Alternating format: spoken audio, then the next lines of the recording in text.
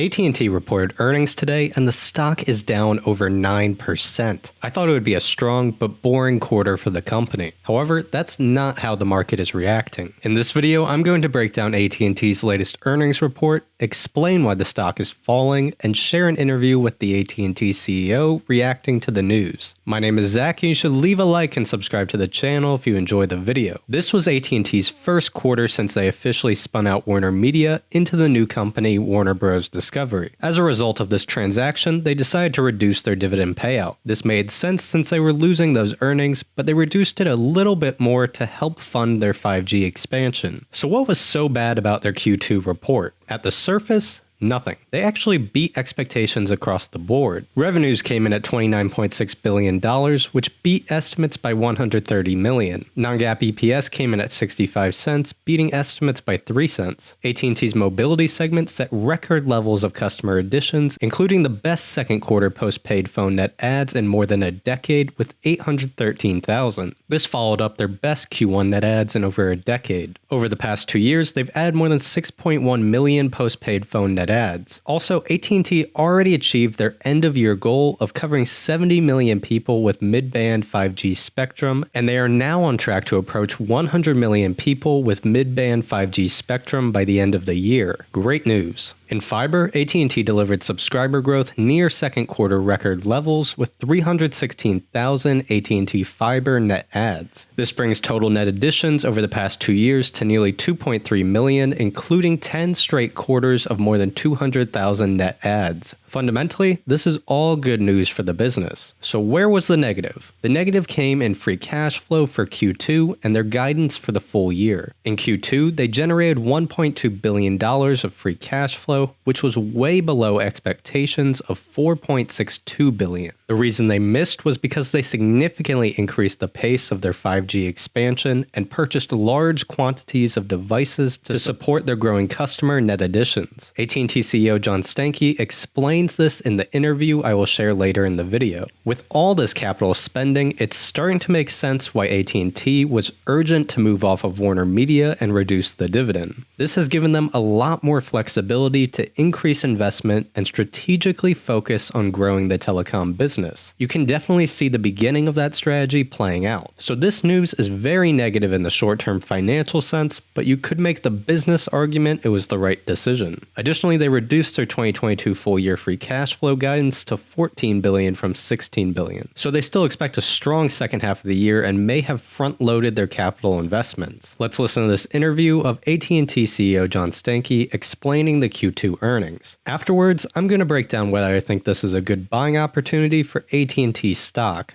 Let's talk through these numbers, because every number I saw looked like it was better than expected or in line with expectations, with the exception of the full year cash flow numbers that you're now expecting for the full year. I know you adjusted those numbers to $14 billion from what had been $16 billion originally. Stock's trading down. That's the only number that I can kind of see that would maybe be causing that. So why don't we start with that? Why are you lowering the free cash flow estimates for the year? Yeah, it's a good question. I think that's a pretty accurate read, Becky. I would tell you that, first of all, we've had great success in the market. And I think if I went back to January and late last year, as we were talking about our expectations for growth in the market, they were far more tempered than what we're actually seeing. And as you just reported, 813,000 postpaid phone net adds, our best in 10 years. That's really strong. We don't know what the rest of the industry did. I expect that's going to be pretty strong relative to the industry. That takes a little bit of cash to do that, and that certainly wasn't our expectation going into the year. In addition, as you also heard, we hit our end-of-year target on mid-band 5G spectrum deployment early, and we've got 70 million potential population covered right now.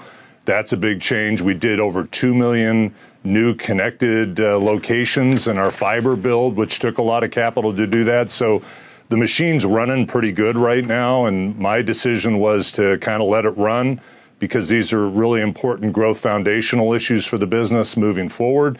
We did the hard things we did in restructuring the business last year to give us the latitude and flexibility to do these types of things.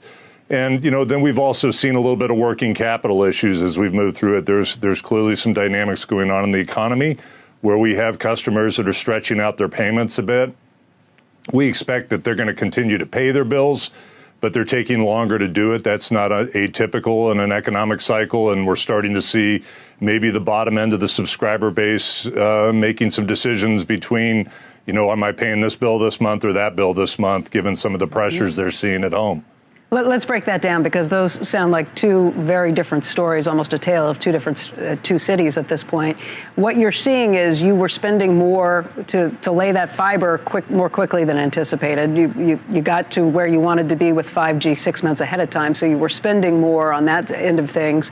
You also had very strong demand for things like iPads and cell phones, so you guys were spending more money to load up on those things. Am I hearing that correctly? That's correct. And look, I expect we're probably going to be in a more tepid economic environment moving forward, but these investments we're making are long-lived assets. These are things that are going to build the franchise for decades to come. And when you think about our speed to market and what we want to do to make sure that we've got the best infrastructure out there to support what we want to do in the market, I don't think backing off a long-lived asset, given the economic flexibility we have right now and the restructuring of our balance sheet, is the right decision. In fact, frankly, in an inflationary environment, getting more of it built when it's cheaper and allowing it to get into service and then inflate as the economy inflates is probably a long-term better call for us.